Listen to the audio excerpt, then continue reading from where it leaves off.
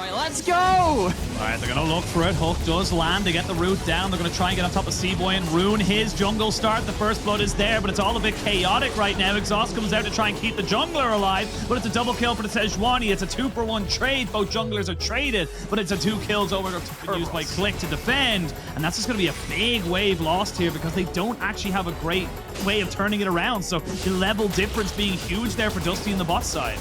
Yeah, and we see that Matchco are going towards this Herald. This is one of those rare occasions where you do see bot lane is not moving towards it at all, and it's going to be a 3v3 topside brawl. They're going to try and get it. We're going to see C-Boy flash away, but the Renekton's already dead because he had no Dominus. There's going to be the ult from the Wukong to knock down the Clown. And you're kind of dealing with this Heimerdinger off to the side, but there's no real contest coming out from this one here. And one small little movement, Dusty just blow this game open. They've got nearly a 3,000 gold lead. I love how Dusty approached both of these fights. Bot side, they just end up ticking over to level 6 that little bit early of factors. And if we talk about this bot side, well, top side's already got 2 kills, 2 assists. Let's try and add another one into that. Linsis ganking the top lane. Yeah, that is going to go into him right now. They do miss the ultimate from the Sejuani. A flash in, you're still tanking. And you're going to get a shutdown coming over now to the Renekton. They will be able to trade it back, but it did cost Dusty a lot more than they anticipated.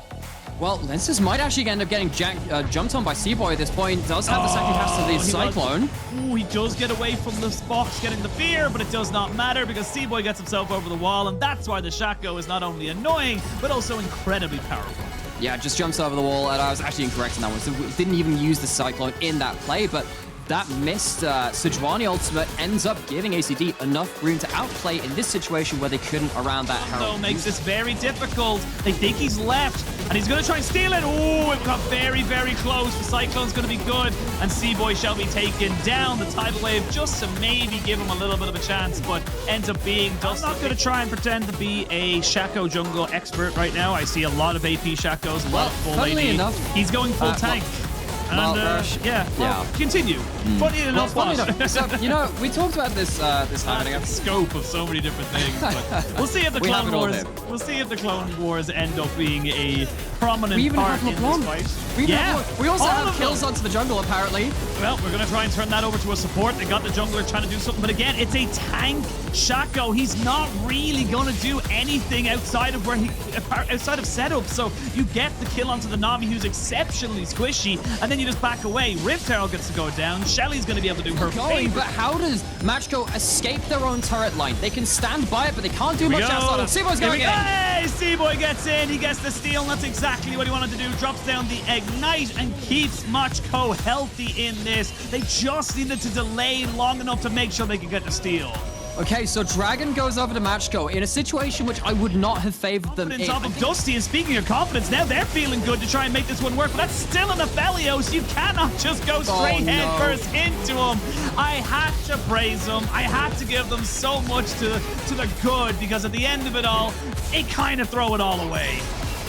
Dude, the chain lands. He's gonna just break Flasher. Oh, he's just dead as well. Collapsed on all sides. Well, I can still admire the go back into the action as C-Boy.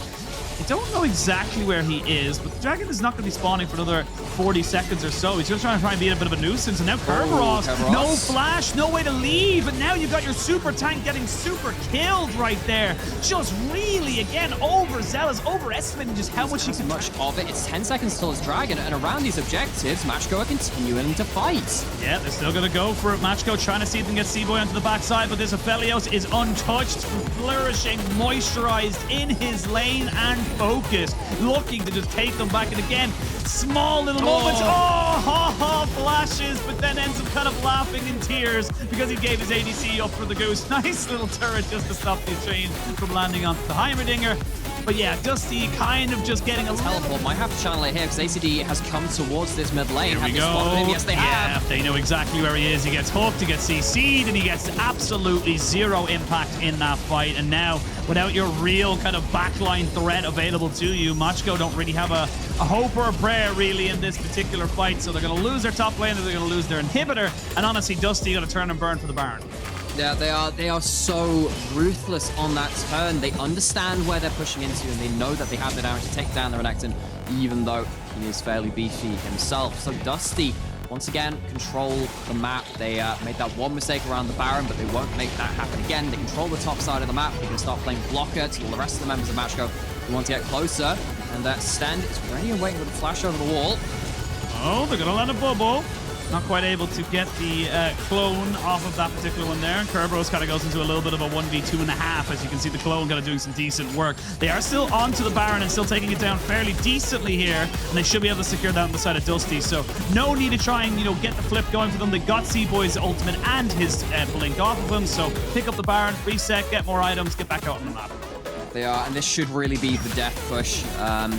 Seconds. They're going to be able to maybe make this a push onto the inhibitor and crack that one open. So we're going to see a flash burnt there. The Nautilus nearly got caught out, but the Gravitum is good. C-Boy trying to get away, but he just gets deleted down. That's going to be the AD carry picking up another one. This Aphelios is just too damn big, Nightmare, and this game is looking like it's done. Oh, divided. They tried to conquer, but they fall in the base together. Dusty starting off the Amazon European Masters with a win. Good start for Dusty. Good start for the NLC. They do keep themselves on a 1-0 trajectory in groups. We won't talk about play-ins. And for Matchgo, love the creativity, love the idea behind it, but again, came down to the execution.